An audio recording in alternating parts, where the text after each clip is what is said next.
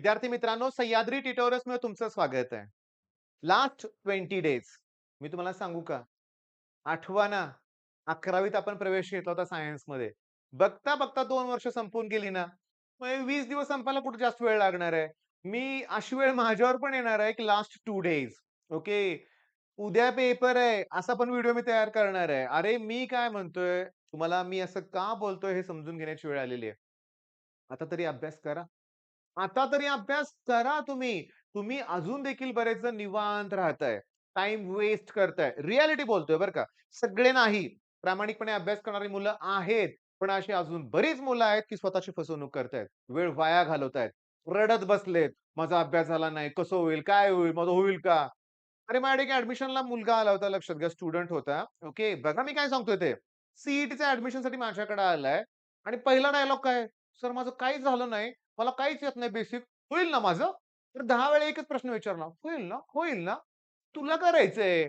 तू करणार आहेस. होईल ना म्हणजे काय? करावं लागणार आहे लक्षात घ्या." बरं थोडंसं ओरडून बोलतोय तुम्हाला, तर जरा प्रेमाने समजावून सांगतो. 20 दिवस आहेत. ओके. किती सब्जेक्ट आहेत ते बघा. प्रत्येक सब्जेक्टला वेळ द्यावा लागेल आणि माझी स्ट्रॅटेजी फिक्स आहे. मी तुम्हाला सांगतोय ॲट एनी कॉस्ट केमिस्ट्री संपवा. लवकर संपवा. डायग्राम, डेफिनेशन, डिस्टिंग्विश, डेरिव्हेशन संपवा. लवकर. परफेक्ट करा. ओके. परफेक्ट म्हणजे परफेक्ट आणि सगळ्यात महत्त्वाचं ऑलमोस्ट सगळे लॉज मी तुम्हाला प्रोव्हाईड केलेत. ओके. सगळे डेरिव्हेशन तुम्हाला ॲपवर फ्री प्रोव्हाईड केलेत लक्षात घ्या. संघर्ष बॅचचे दोन्ही व्हिडिओ बघा लक्षात घ्या. कुठेतरी एका ठिकाणी तुम्हाला फ्री कंटेंटमध्ये दिसेलच. ओके. त्याच्यानंतर तुम्हाला सांगतो डायग्राम फक्त इलेक्ट्रोकेमिस्ट्रीच्या करायच्या आहेत. ओके. डेफिनेशन सगळ्या टॉपिक मधले करायचे आहेत. डिस्टिंग्विश खूप कमी आहेत. करा ना. आत्ता करा. ओके. आणि त्याच्यानंतर तुम्हाला सांगतो, की ऑर्गॅनिक जमत नाही, हे जमत नाही अशी कारणं सांगू नका. केमिस्ट्री मधले आय-एम-पी क्वेशन ठरलेले आहेत. तेच परीक्षेत येतात, पण ते केले तर पाहिजेत ना. आलं लक्षात तुमच्या? आपलं चॅनल फॉलो करा आणि सगळ्यात महत्त्वाचं बरं का, आता सांगू का तुम्हाला मी, केमिस्ट्री पहिला फिनिश करायचा आहे. बरोबर आहे आणि त्याचबरोबर आपलं Instagram पेज आहे. सह्याद्री ट्युटोरियल्स ऑफिशियल ठीक आहे. मध्ये अंडरस्कोर आहे. Sahyadri underscore tutorials underscore official ठीक आहे. बरं त्या Instagram पेजवर आपण भरपूर व्हिडिओ अपलोड केलेत बरं का लक्षात घ्या. तुम्हाला ते आणि खूप छान प्रतिसाद तुमचा मिळालाय. तिथे आपण एक पोल घेतला होता, की अजून कोणत्या सब्जेक्टचा तुमचा अभ्यास राहिलाय. तिथं मला ॲन्सर मिळालंय 48% सिलेबस पेंडिंग आहे फिजिक्सचा. म्हणजे तुम्ही एकटे नाहीये. जवळ-जवळ आता निम्म्यापेक्षा जास्त मुलांना फिजिक्सची भीती वाटते आणि मी तुम्हाला सांगतोय केमिस्ट्री परफेक्ट करा. याच्यामागचं रिझन काय? की फिजिक्स नंतर एकच दिवस सुट्टी आणि केमिस्ट्री आहे. आणि फिजिक्स आपण त्यावेळेस सुट्टी आहे आपल्याला इंग्लिश नंतर फिजिक्समध्ये सुट्टी असते. तिथं फिजिक्सची मी प्रॉपर तुमची रिव्हिजन करून घेणार आहे.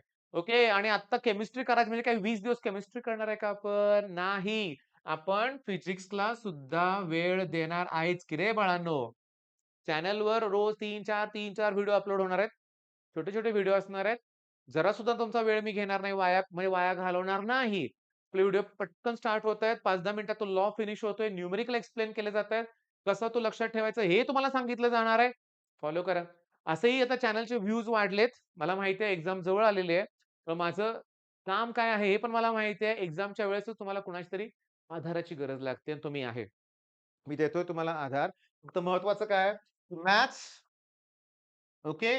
आणि प्लस केमिस्ट्री हे मला परफेक्ट हवंय बरं का लक्षात घ्या. बाकी फिजिक्सला सुट्टी आहे त्यात 7 दिवसात 6-7 दिवसात मी तुमचं करू शकतो, घेऊ शकतो. घेऊ शकतोय आणि आता अभ्यास परीक्षा काळात वाढला हे तुमच्या पण लक्षात आलंय. वर्षभर तुम्ही करत नव्हता, आता करायला लागलाय तुम्ही अभ्यास. आलं का ध्यानात तुमच्या? मग आता महत्वाचं आणखीन काय? सी-एस, आय-टी हे सब्जेक्ट आहे त्याला पण थोडा-थोडा वेळ द्या. इंग्लिशला वेळ द्याच बाळांनो, इंग्लिशला वेळ द्या बरं का. दुर्लक्ष पूर्णपणे करू नका. हे लक्षात घ्या. आणि सगळ्यात महत्वाचं हो बाळांनो, पी ग्रुप क्लिअर होण्यासाठी तुम्हाला माहित आहे 45% ओपन असेल तर आता ओपन कोण राहिलंच नाहीये. जे ओपनमध्ये आहेत ते पण ई-डब्ल्यू-एस काढतायत. म्हणजे सगळे इकॉनॉमिकली वीकरच सेक्शनमध्ये आहेत. ओके. काही ठराविकच फक्त आता ओपन उरलेत लक्षात घ्या. 45% सोडू द्या. मग फक्त 40% ग्रुपला लागतात. अरे, पण ओव्हरऑल पर्सेंटेज पण चांगले लागतात तर. मी कितीतरी इंजिनिअरिंगचे स्टुडंट बघितलेत, की ज्यांना 12वीला ओव्हरऑल पर्सेंटेज चांगलं नाहीये.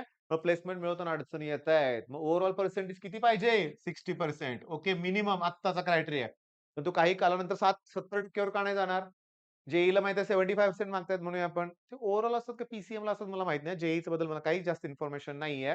पण आपली स्ट्रॅटेजी 20 दिवसाची फिक्स आहे.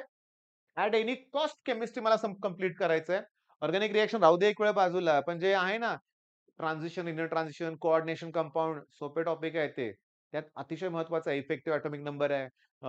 मॅग्नेटिक डायपोल मोमेंट आहे. एन इंटू ब्रॅकेट स्क्वेअर रूटमध्ये एन इंटू ब्रॅकेट एन+2 बोहोर्स मॅग्नेटॉन सोपा आहे. कलर, स्टॅबिलिटी हे ईझी क्वेशन्स आहेत परीक्षेत लक्षात घ्या. आत्ताच फिनिश करा रे. म्हणजे फिजिक्स नंतर केमिस्ट्री पण सोपा झाला, की मॅथ्स जाणार आहे सोपं तुम्हाला. त्याची काही मला काळजी बिलकुल नाहीये. ओके. मग आता आपली स्ट्रॅटेजी ठरलेली आहे. हे 20 दिवस पण बघता-बघता संपून जातील याची जाणीव ठेवणार आहे आपण. तर लगेच अभ्यासाला बसणार आहे. सगळ्यात महत्त्वाचं, सगळ्यात महत्त्वाचं हेल्थ. रात्रभर जागू नका. 2-2, 3-3 वाजेपर्यंत जागायची काहीही गरज नाहीये. प्रॉपर रेस्ट घ्या. ओके. मन शांत ठेवा. मन शांत ठेवून अभ्यास करा. यश आपलं आहे. यश मिळणारच आहे आपल्याला लक्षात घ्या. आपल्याला आपल्या यशापासून कुणी आपल्याला दूर ठेवू शकणार नाहीये, कारण आपण चांगला अभ्यास केलाय. आणखीन एक होतंय बरं का या 20 दिवसात. भीती वाटायला सुरुवात होते. होईल का माझ्याकडून? प्रश्न सोपे येतील का? मला परीक्षेत जमेल का लिहायला? अहो, का नाही जमणार? जमणार हो, जमणार, जमणार, जमणार. मला अभ्यास माझा छान झालेला आहे आणि मला जमणारच आहे, असा ॲटिट्यूड ठेवा रे बाळांनो, ठेवा. ओके. आणि मी तुम्हाला सांगू का, मेन पॉइंट काय आहे? Self confidence. मी एक स्टोरी सांगू छोटीशी तुम्हाला. एक अनुभवातलीच क्लासमधल्याच मुलानं मला सांगितलंय. तो एका इंजिनिअरिंग कॉलेजमध्ये होता. ओके. प्लेसमेंटला एक कंपनी आली होती. त्यांना 3च जागा घ्यायच्या होत्या. 3च मुलांची रिक्रुटमेंट करायची होती. ओके. 60 मुलं होती. ओके. पहिल्यांदा ते ॲप्टिट्यूड टेस्ट होते. पुन्हा तो टेक्निकल टेस्ट होते. पुन्हा ग्रुप डिस्कशन होतं. याच्यातून 10 मुलं निवडली गेली. आता फक्त 3च. याचा अर्थ 7 लोकांना जॉब नाही मिळणार. आणि मी तुम्हाला सांगतो, तो माझा स्टुडंट होता ना, त्याचा इंटरव्ह्यू झाला.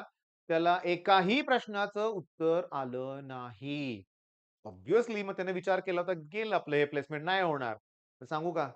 अगदी खरं सांगतोय बरं का मी हे. त्याची निवड झाली त्या 3 मुलांच्यात. ओके. का झाली रे? ह्याचं उत्तर देतो. जो इंटरव्ह्यू घेणारा आहे ना, तुम्हाला प्रश्न उत्तर आलं नाही किंवा आलं किंवा नाही आलं ह्याचं बघत नाहीये. हा प्रश्न किती कॉन्फिडेंटली तुम्ही टॅकल केला जातोय हे बघितलं जातं. तुमचा आत्मविश्वास बघितला जातोय.